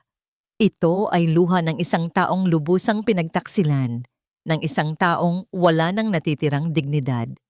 At sa gitna ng lahat ng iyon, mula sa kumpol ng mga tao, lumabas ang isang pamilyar na figura. Si Esmeralda. Ang mukha nito ay isang perpektong maskara ng pagkagulat at pagkadismaya. Naglakad ito palapit kay Ning. Ang bawat hakbang ay mabigat, at puno ng awtoridad. Huminto ito sa harap ng kaawa-awang dalaga. Tiningnan ito mula ulo hanggang paa na parang isang basura. Pagkatapos ng lahat ng tulong na ibinigay namin sa'yo, ganito pa ang isusukli mo? Sabi ni Esmeralda. Ang boses ay sapat na para marinig ng lahat. Magnanakaw. At pagkatapos, sa isang mabilis at malutong na galaw na nagpatigil sa hininga ng lahat, itinaas ni Esmeralda ang kanyang kamay at sinampal si Luningning ng buong lakas. Ang tunog ng sampal ay umalingaw-ngaw sa buong pasilyo, mas malakas kaysa sa anumang sigaw. Tumalsik ang ulo ni Ning sa lakas ng sampal. Napahawak ito sa kanyang pisngi. Ang mukha ay puno ng hindi makapaniwalang sakit. Pinalayas ka na sa ospital na ito? Sigaw ni Esmeralda. Ang boses ay nanginginig sa isang perpektong pag-arte ng galit. Wala kang utang na loob. Ang mga salitang iyon. Isang hatol na binitawan sa harap ng maraming tao. Ang huling narinig ni Lakas bago niya maras na tinanggal ang earphones sa kanyang tainga. Ang eksena sa kanyang harapan ay parang isang bangungot na ayaw matapos. Huli na siya. Huling-huli na. Pinalayas ka na sa ospital na ito. Ang mga salitang yon ay mas masakit pa kaysa sa sampal, mas masakit pa kaysa sa pananakit ng kanyang dibdib. Para itong isang hatol na tuluyang sumira sa anumang natitirang piraso ng kanyang pagkatao. Hindi na naramdaman ni Luningning ang paghila sa kanya ng mga security guard. Hindi na niya naramdaman ang pagtulak sa kanya palabas ng mga salaming pinto ng St. Raphael Medical Center. Ang tanging nararamdaman niya ay ang pamamanhid, isang malamig at malawak na pamamanhid na bumalot sa kanyang buong katawan, sa kanyang buong kaluluwa. Nang bitiwan siya sa labas, doon niya lang naramdaman ang malamig na hampas ng hangin at ang pagpatak ng ambon. Nagsisimula ng umulan, nakatayo lang siya roon sa gitna ng daanan ng mga ambulansya. Yakap-yakap ang kanyang luma at halos walang lamang bag. Ang mga gamot na itinapon sa sahig, ang kanyang dignidad, ang kanyang pangalan, lahat ay naiwan sa loob. Ang mga tao ay dumadaan sa kanyang tabi, nagmamadali, naghahanap ng masisilungan mula sa ulan. Walang sino man ang tumitingin sa kanya. Isa lamang siyang basang sisiw na walang mapupuntahan. Binalikan niya ng tingin ang ospital. Ang matayog at puting gusali na sa loob ng maraming taon ay nagsilbing kanyang tahanan at kulungan. Sa isa sa mga bintana, sa itaas, alam niyang nandoon si Lakas, ang lalaking minahalad niya mula sa malayo, ang lalaking sinubukan niyang iligtas, ang lalaking sumira sa kanya. Ang mga alaala ng kanilang mga sikretong pagtatagpo sa hardin ay bumalik. Ang kanyang mga ngiti, ang kanyang mga salita, ang pangako ng isang sorpresa. Ang lahat ng yon ngayon ay parang isang panaginip na naging bangungot. Naniwala siya. Sa kabila ng lahat ng babala, sa kabila ng lahat ng imposible, umasa siya. At ang pag-asang yon ang pumatay sa kanya. Hindi niya alam kung gaano siya katagal na nakatayo roon. Ang ambon ay naging isang malakas na ulan. Basang-basa na siya. At ang lamig ay nagsisimula ng tumagos hanggang sa kanyang mga buto. Bawat paghinga ay isang paghihirap. Ang kanyang puso ay parang isang makina na paubos na ang langis. Bawat pagtibok ay masakit at mabigat. Sinubukan niyang humakbang. Isang hakbang. Dalawa. Kailangan niyang umalis. Ngunit saan siya pupunta? Wala siyang pera. Wala siyang pamilya. Wala siyang kaibigan maliban kay Liwayway na hanggang ngayon ay hindi pa niya nakikita o nakakausap. Nagsimula siyang maglakad ng walang patutunguhan. Ang mga ilaw ng sasakyan ay nakakasilaw. Ang mga busina ay nakakabingi. Ang syudad, na dati simbolo ng pangarap para sa kanya, ay naging isang malaking halimaw na handa siyang lamunin. Ang bawat hakbang ay isang laban. Ang kanyang mga binti ay nanginginig. Ang kanyang paningin ay nanlalabo. Alam niyang malapit na. Ang katapusang matagal na niyang hinihintay. Ngunit hindi niya inakalang ganito kasakit. Hindi niya inakalang mamamatay siyang mag-isa sa isang malamig na bangketa na may bahid ng kahihiyan. Sa wakas, narating niya ang isang waiting shed, isang bus stop. Sumandal siya sa malamig na bakal na upuan. Ang katawan ay wala ng lakas. Ipinikit niya ang kanyang mga mata. Siguro, kung matutulog na lang siya, hindi na siya magigising. Siguro, mas madali na lang ng ganoon. Iuwi mo na ako, Liway. Gusto ko nang umuwi. Iyon ang mga salitang paulit-ulit na binubulong ng kanyang isipan. Isang panalangin sa kawalan. Ning! Isang pamilyar na boses ang pumunit sa nakakabiinging ingay ng ulan. Dahan-dahan niyang iminulat ang kanyang mga mata. Isang anino ang tumatakbo palapit sa kanya.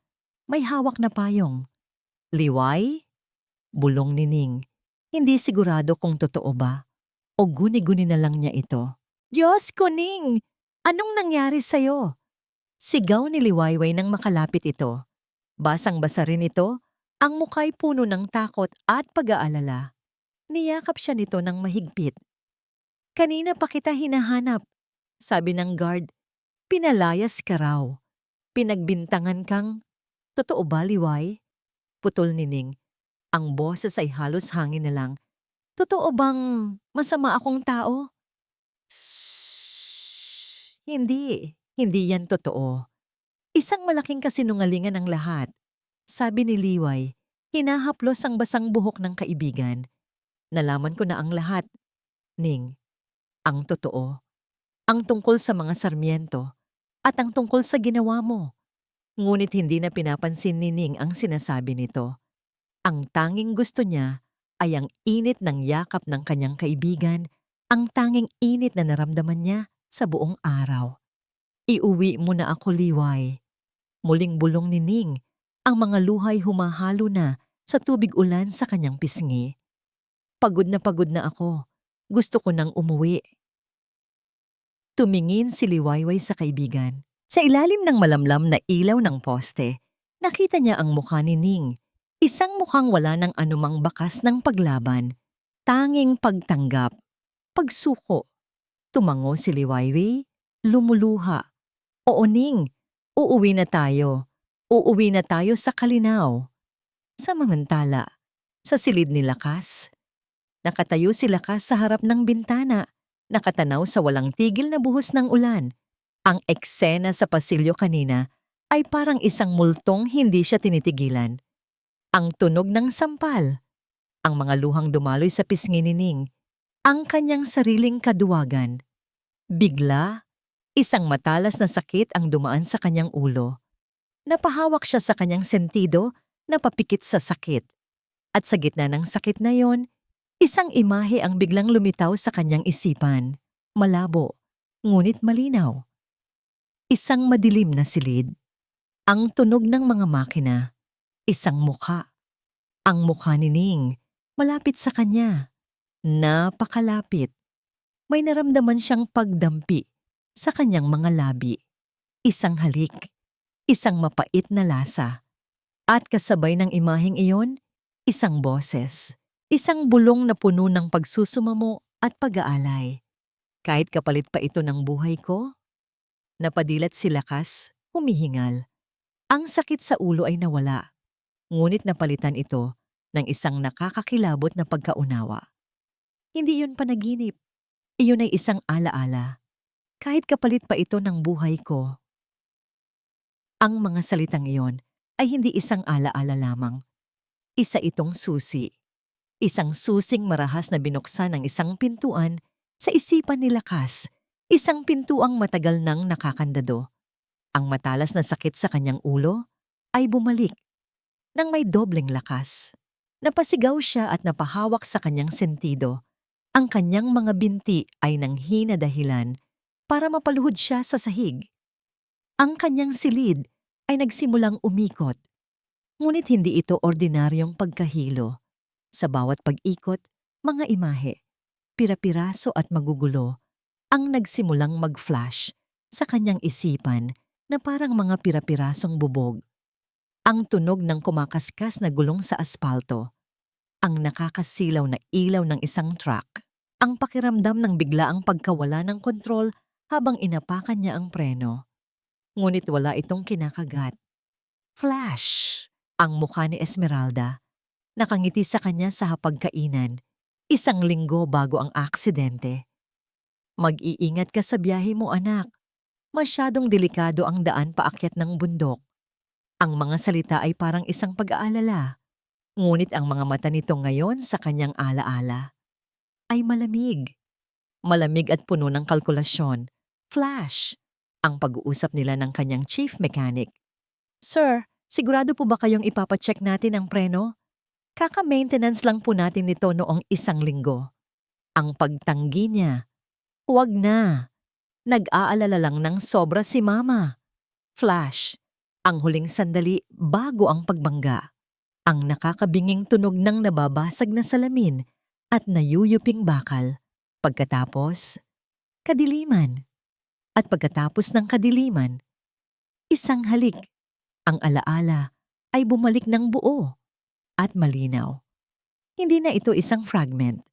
Ramdam niya ang lambot ng mga labi ni Luningning sa kanya. Ang init ng hininga nito. Ang mapait na lasa ng halamang gamot na isinasali nito sa kanyang bibig. Ang patak ng luha nito na tumama sa kanyang pisngi. At ang bulong, malinaw na ngayon. Ginoong Lakas, mabuhay po kayo, kahit kapalit pa ito ng buhay ko.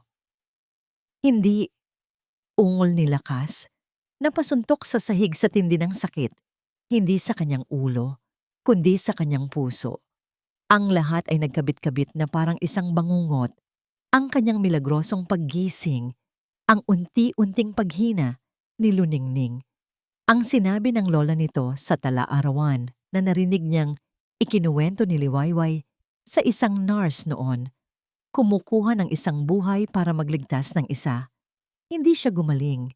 Isinalin sa kanya ni Luningning ang natitirang hininga nito. Ang pagsisisi ay parang isang alon na lumunod sa kanya. Ang mga salitang binitawan niya sa hardin. Isa ka lang palang oportunista. Ang sampal na ibinigay ni Esmeralda. Ang kahihiyang idinulot nila sa kanya. Ang lahat ng iyon ay tiniis ng dalaga, habang literal na ibinibigay nito ang buhay para sa kanya. Isang ungol ng matinding galit at sakit ang kumawala sa kanya. Ngunit ang galit na yon ang nagbigay sa kanya ng kalinawan, na wala ang sakit sa kanyang ulo.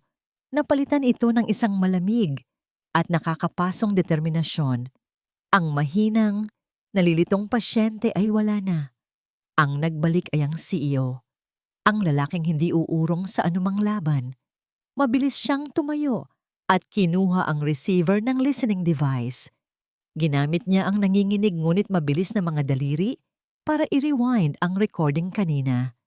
Pinakinggan niya ulit ang pag-uusap ni Esmeralda at ng tauhan nito. Ang mga gamot ay nasa loob na ng bag niya. Gusto kong mapahiya siya. Gusto kong makita ng lahat na isa siyang magnanakaw. Ang ebidensya. Hawak niya ang ebidensya. Ngunit nasaan si Ning? Mabilis niyang kinuha ang telepono sa tabi ng kanyang kama at nag-dial. Hindi niya alam ang numero. Ngunit umaasa siyang, "Hello? Nurse station? Kailangan kong makausap si Liwayway Flores. Emergency 2, sabi niya. Ang boses ay nagbabalik na sa dati nitong awtoridad. Sino po sila? This is Lakas Sarmiento. Now get me Liwayway Flores. Narinig niya ang pagmamadali sa kabilang linya. Ilang sandali pa, isang nanginginig na boses ang sumagot. Sa Sir Lakas? Liwayway. Nasaan si Ning? Kailangan ko siyang makita. Nagmamadaling tanong ni Lakas. Katahimikan sa kabilang linya. Pagkatapos, isang mahinang hikbi. Wala na siya rito, sir. Anong ibig mong sabihin? Saan siya nagpunta? Papinalaya siya. Ang sabi niyo. Ang sabi ng mama niyo. Magnanakaw daw siya. Basag ang boses ni Liwayway. Alam ko, nagkamali ako. Liwayway, pakiusap. Nasaan siya? Halos magmakaawa si Lakas. Umuwi na siya. Sagot ni Liwayway, puno ng pait. Umuwi na siya sa Baryo Kalinaw. Para doon maghintay. Para doon maghintay. Ang mga salitang yon at ang paraan ng pagkakasabi ni Liwayway ay nagpadala ng yelo sa mga ugat ni Lakas. Naghihintay para sa katapusan. Salamat, Liwayway, sabi ni Lakas. Ang boses ay biglang naging kalmado. Isang nakakatakot na kalma. Ibinaba niya ang tawag. Ang kanyang mga mata ay napako sa pinto ng silid ni Esmeralda sa kabilang pasilyo. Ang babaeng tinuring niyang ina. Ang babaeng halos pumatay sa kanya. Ang babaeng sumisira ngayon sa buhay ng taong nagligtas sa kanya. Kinuha niyang muli ang telepono, ngunit sa pagkakataong ito, ibang numero ang kanyang tinawagan. Isang direktang linya na matagal na niyang hindi ginagamit. Ilang ring lang, may sumagot.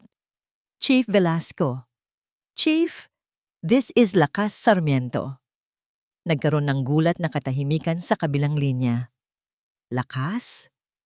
Buhay ka. Akala ko, I have no time to explain. Putol ni Lakas. Ang boses ay kasing talim ng isang patalim. I need you to listen to me very carefully.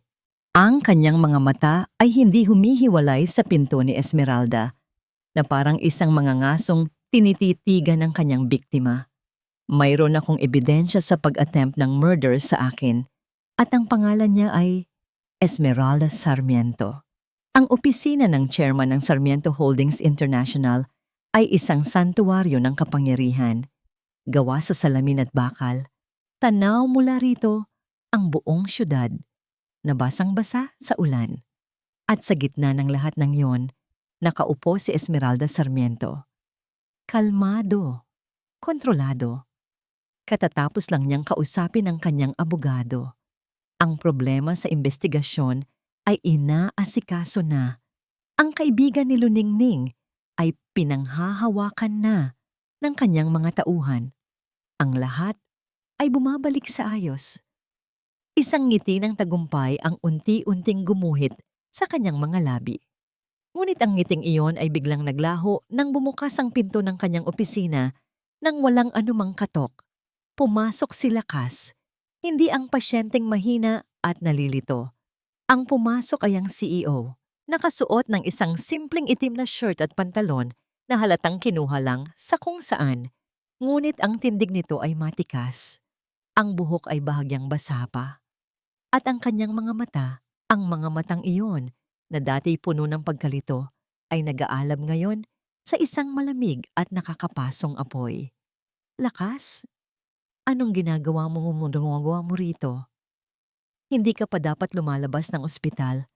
Tapos na ang pag-arte, Esmeralda. Putol ni Lakas. Ang boses ay kalmado, ngunit mabigat. Umaling-aungaw sa buong silid. Dahan-dahan siyang humakbang palapit. Bawat hakbang ay may bigat ng isang hatol. Hindi kita maintindihan, anak. Huwag mo akong tawaging anak. Sabi ni Lakas. Huminto sa harap mismo ng kanyang mesa. Hindi mo ako kailanman tinuring na anak. Isa lamang akong hadlang. Isang problemang kailangan mong alisin. Isang anino ng takot ang dumaan sa mga mata ni Esmeralda. Ngunit mabilis niya itong itinago sa likod ng isang maskara ng pagkagalit. Ano bang pinagsasasabi mo? Kung ano-ano na ang epekto ng mga gamot sa'yo. Gamot? O baka naman ang alaala ko?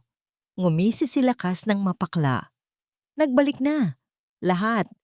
Ang preno ng kotse.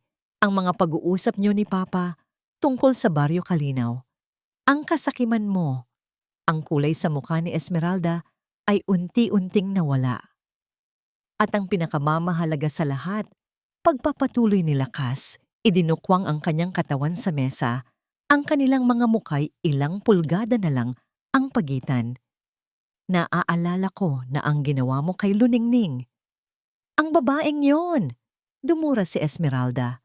Ang pag-arte ay tuluyan ng gumuho, napalitan ng purong pagkasuklam. Isang manggaganso, isang magnanakaw, karapat-dapat lang sa kanya yon. Ang tanging ninakaw niya ay ang kamatayan mula sa akin. Sigaw ni Lakas. Ang kanyang boses ay sa wakas ay nagpakita ng emosyon, isang dumadagundong na galit. Ibinigay niya ang sarili niyang buhay para iligtas ako, habang ikaw ang halos pumatay sa akin. Wala kang pruweba. Sigurado ka? Tanong ni Lakas, at mula sa kanyang bulsa, inilabas niya ang kanyang telepono. Pindot niya ang play. Ang boses ni Esmeralda, malamig at malinaw, ang pumuno sa silid. Ang mga gamot ay nasa loob na ng bag niya. Gusto kong mapahiya siya. Gusto kong makita ng lahat na isa siyang magnanakaw. Nanlaki ang mga mata ni Esmeralda. Ang kanyang bibig ay bumukas, ngunit walang salitang lumabas. Ang kanyang muka ay naging isang maskara ng purong takot. Paano? Sa parehong sandali, ang mga salaming pinto ng opisina ay marahas na bumukas. Pumasok ang isang grupo ng mga pulis na nakauniforme, pinangungunahan ng isang lalaking may awtoridad. Esmeralda Sarmiento, sabi ni Chi Velasco, ang boses ay matigas. Inaaresto ka namin para sa kasong attempted murder at frustrated homicide. Hindi! Hindi niyo ko pwedeng arestuhin. Hindi niyo alam kung sino ako. Nagsisigaw si Esmeralda. Nagpupumiglas habang nilalapitan siya ng mga pulis para pusasan. Ang kanyang mga mata ay naghahanap ng tulong at napako ito kay Lakas. Ang galit sa kanyang muka ay napalitan ng isang desperadong pagsusumamo. Lakas, anak, tulungan mo ako. Pamilya tayo. Ginawa ko lang ang lahat para sa'yo, para sa kinabukasan mo. Tinitigan lamang siya ni Lakas. Ang kanyang mukha ay walang ekspresyon. Ang pamilya ay hindi nagpapatayan. Habang kinaladkad si Esmeralda palabas ng opisina, nagsisigaw, nagwawala at nagbabanta, ang kanyang mga sigaw ay unti-unting humina. Nang sa wakas ay tumahimik na ang paligid, doon lang naramdaman ni Lakas ang bigat ng lahat. Napasandal siya sa kanyang mesa, ang kanyang mga binti ay nanginginig.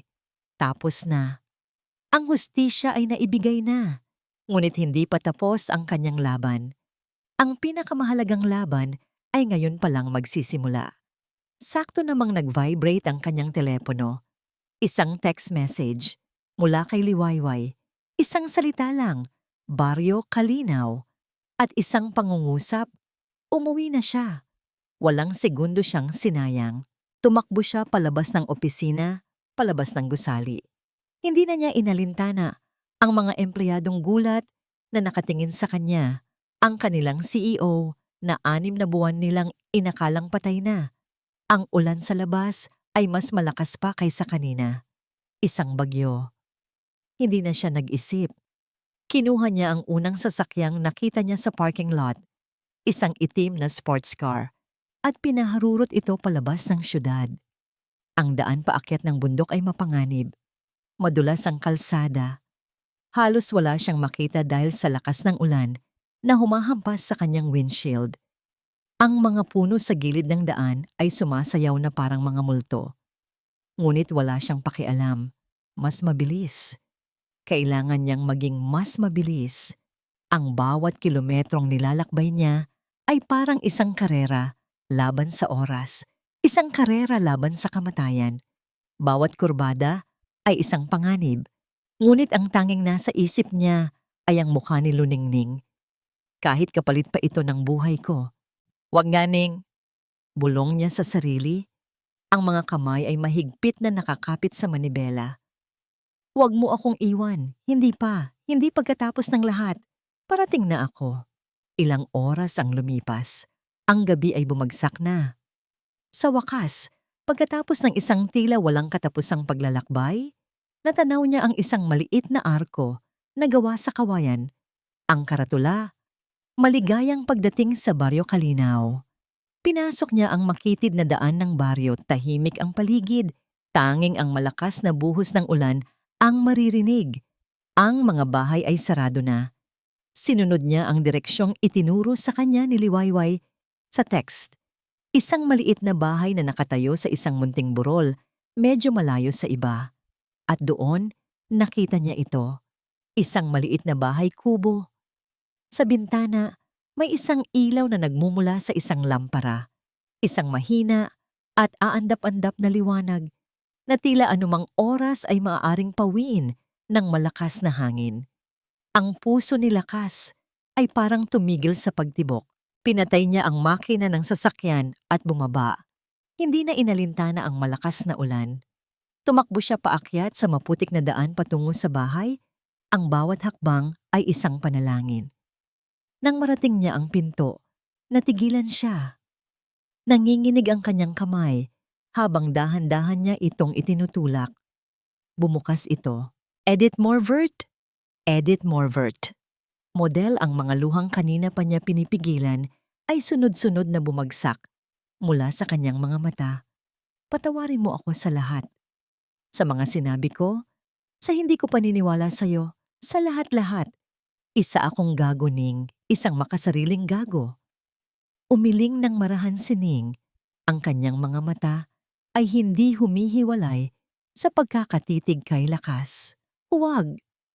Huwag kang humingi ng tawad. Bulong nito. Wala kang kasalanan. Paano mo nasasabi yan? Humikbi si Lakas. Hinigpitan ng hawak sa kamay nito na parang sa paghawak na yon ay maibibigay niya pabalik ang buhay na kinuha niya. Sinaktan kita. Pinahiya. Habang ikaw, isinasalba mo pala ako. Isang munting luha ang gumulong mula sa gilid ng mata ni Ning. Pinili ko to, Lakas. Matagal ko nang tanggap na. Hanggang dito na lang ako. Pero nang dumating ka, nang malaman kong malapit ka nang mawala, hindi ko kaya.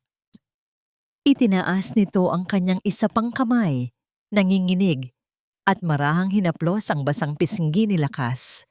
Ang kanyang paghaplos ay mahina, ngunit para kay Lakas, ito ang pinakamabigat at pinakamahalagang bagay na naramdaman niya sa buong buhay niya.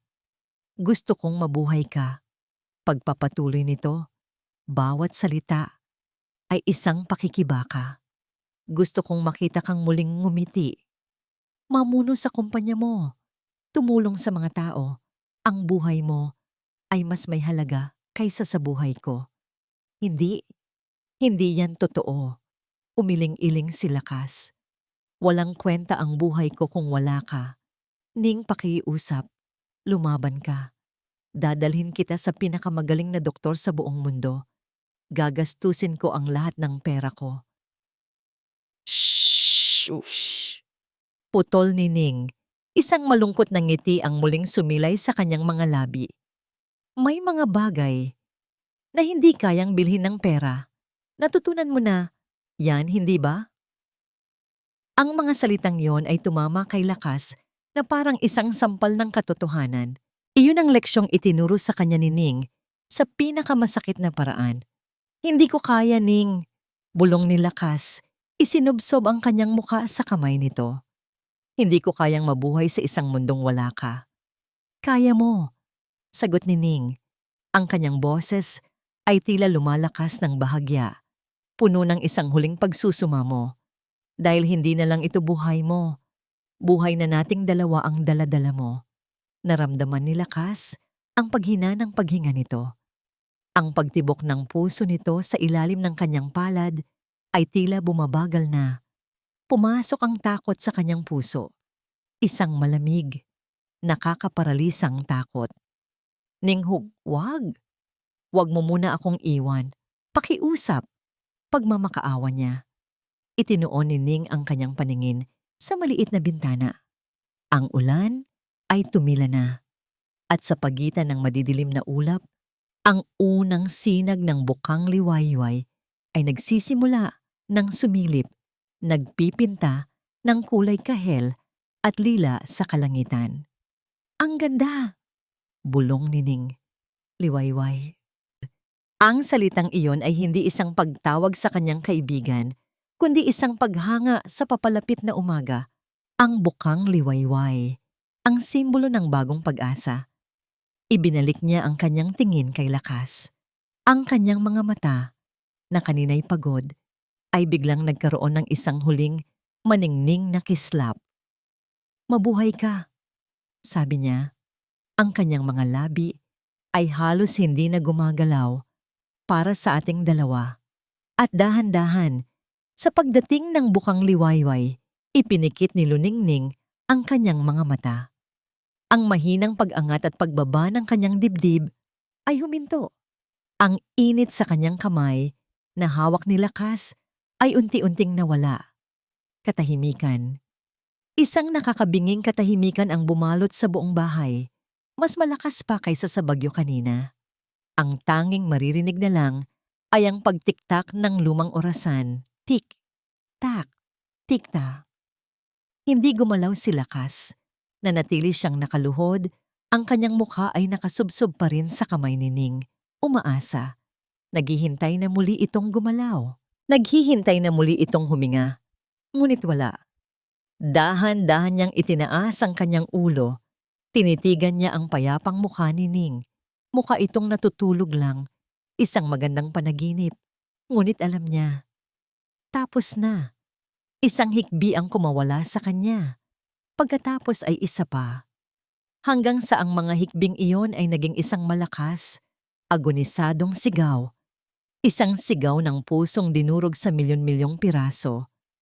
Isang sigaw na puno ng pag-ibig, pagsisisi at kawalan. Niyakap niya ang walang buhay na katawan ni Luningning. Isinubsob ang kanyang mukha sa dibdib nito. Na parang sa paggawa noon ay maibabalik niya ang tibok ng pusong siya mismo ang dahilan kung bakit ito huminto. Sa labas, ang araw ay sumikat na ng buo. Ang Baryo Kalinaw ay naliligo na sa ginintuang liwanag ng bagong umaga. Ngunit para kay Lakas Sarmiento, ang mundo ay muling binalot ng kadiliman. Isang kadilimang mas malalim at mas masakit pa kaysa sa 6 na buwang pagkakakomatatosen niya. Lumipas ang 1 taon. Ang balita tungkol sa pagbabalik ni Lakas Sarmiento at sa pag-aresto kay Esmeralda ay gumimbal sa mundo ng negosyo. Ang mga pagdinig sa korte ay naging laman ng bawat pahayagan. Sa huli, si Esmeralda ay napatunayang nagkasala. Hindi lamang sa kasong attempted murder laban kay Lakas, kundi pati na rin sa pagkakasangkot sa aksidente ng ama nito. Maraming taon na ang nakalilipas. Ngayon, binubuno niya ang kanyang habambuhay na sentensya sa loob ng isang malamig na selda, malayo sa karangyaan at kapangyarihang minsan niyang inangkin. Ang Sarmiento Holdings International, sa ilalim ng muling pamumuno ni Lakas, ay bumangon mula sa abo. Ngunit ang lalaking nakaupo ngayon sa silya ng chairman ay hindi na ang dating invincible CEO. Wala na ang kayabangan at ang malamig na pag-uugali.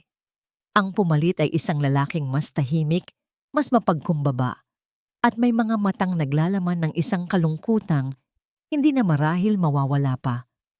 Ngunit meron na ring bagong lalim at pag-unawa. Ngayong araw, ang kalangitan sa Baryo Kalinaw ay bughaw na bughaw, walang bahid ng anumang ulap. Ang hangin ay sariwa. May dalang amoy ng mga bulaklak at lunti ang halaman.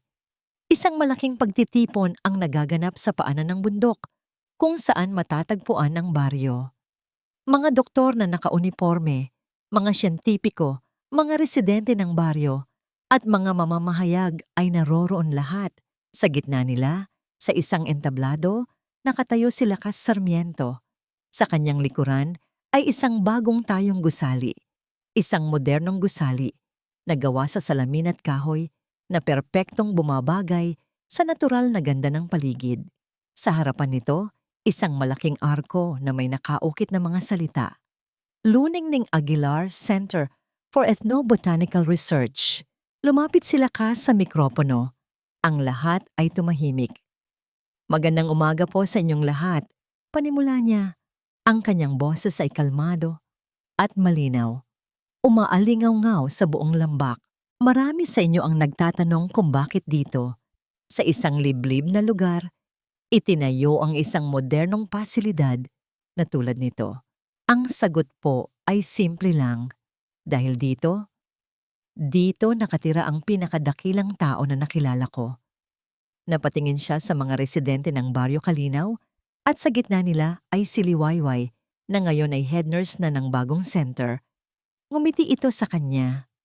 May isang taong nagturo sa akin ng pinakamahalagang leksyon sa buhay, pagpapatuloy ni lakas, na ang tunay na lakas ay hindi nasusukat sa pera o kapangyarihan, kundi sa kakayahang magmahal at magalay ng sarili, na may mga bagay na hindi kayang ipaliwanag ng agham at may mga lunas na hindi matatagpuan sa laboratorio, kundi sa mga dahon, sa lupa at sa puso. Ang sentrong ito ay hindi lamang isang gusali. Ito ay isang pangako. Isang pangakong pag-aaralan, igagalang, at isasama ang tradisyonal na kaalaman sa modernong medisina. Ito ay isang tulay sa pagitan ng nakaraan at ng hinaharap. Ito ang pamana ng isang babaeng nag-alay ng kanyang buhay para sa pag-ibig. Ito ang pamana ni Luningning. Pagkatapos ng kanyang talumpati, habang ang lahat ay nagdiriwang, dahan-dahang umalis si Lakas. Naglakad siyang mag-isa paakyat sa isang maliit na burol kung saan matatanaw ang buong baryo at ang bagong tayong sentro. Sa tuktok ng burol, sa ilalim ng isang malaking puno ng akasya, may isang simpleng lapida na gawa sa puting bato. Nakaukit dito ang isang pangalan, Luningning Aguilar. At sa ilalim nito, isang maikling parirala, ang aking bukang liwayway. Lumuhod si Lakas sa harap ng puntod. Mula sa kanyang bulsa, kinuha niya hindi ang isang mamahaling bulaklak, kundi isang maliit na bulaklak parang na kulay lila. Katulad ng bulaklak na minsan niyang itinapon sa basurahan, dahan-dahan niya itong inilapag sa ibabaw ng damo. "Hello, Ning!" Bulong niya, na parang naroon lang ito sa kanyang tabi. "Nagustuhan mo ba ang sorpresa ko?" Isang banayad na hangin ang umihip na nagpagalaw sa mga dahon ng puno. Ngumiti si Lakas. "Sabi ko naman sa'yo, di ba? May sorpresa ako sa'yo. Pasensya na kung medyo natagalan." Nanatili siya roon ng ilang sandali, nakatingin sa puntod, ngunit hindi na umiiyak. Wala ng luha. Tanging isang payapang pagtanggap at isang walang hanggang pasasalamat. Ang sakit ay naroon pa rin, isang peklat sa kanyang puso na dadalhin niya habang buhay, ngunit hindi na ito ang uri ng sakit na nakakasira. Isa na itong paalala, isang paalala ng isang pag-ibig na nagligtas sa kanya sa higit sa isang paraan. Tumayo siya at hinarap ang araw. Ipinikit niya ang kanyang mga mata at dinama ang init nito sa kanyang balat.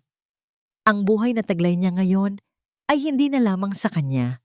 Ito ay hiram. Isang regalong kailangan niyang pagyamanin. Hindi na siya ang dating Lakas Sarmiento na nabubuhay para sa sarili. Ngayon, nabubuhay siya para sa kanilang dalawa. At sa bawat araw na darating, sisikapin niyang maging karapat-dapat sa buhay na inialay sa kanya. Dala-dala ang liwanag at pamana ng kanyang luningning. At dito po nagtatapos ang mapait, ngunit makabuluhang kwento ng pag-ibig ni na Luningning at Lakas. Mula sa kaibuturan ng aking puso, maraming salamat po sa pagsama ninyo sa bawat kabanata ng kanilang paglalakbay. Isang karangalan ang maging tulay upang maiparating sa inyo ang kanilang istorya. Habang isinusulat ko ang bawat salita, kasama ninyo akong umiyak, nagalit, at umasa. Naging totoo sila sa aking isipan, at ang bigat ng sakripisyo ni Luningning at ang lalim ng pagsisisi at pagbabago ni Lakas ay naramdaman ko rin. Ang kanilang kwento ay isang paalala na ang tunay na pag-ibig ay hindi tungkol sa pag-aari o sa haba ng panahon, kundi sa kakayahang mag-alay at magbigay ng kahulugan sa bawat sandali. Isang paalala na sa gitna ng pinakamatinding sakit at kawalan, may pag-asang laging sisibol. Ngayon, nais ko namang marinig ang inyong mga puso. Ano ang pinakatumagos na eksena para sa inyo? Anong aral ang inyong baon-baon mula sa pamanang iniwan ni Luningning? Ang inyong mga saloobin ay napakahalaga at siyang nagbibigay buhay sa bawat kwentong ating pinagsasaluhan. Hanggang sa muli nating pagkikita sa panibagong paglalakbay. Nagmamahal at laging umaasa. Kwento at kilig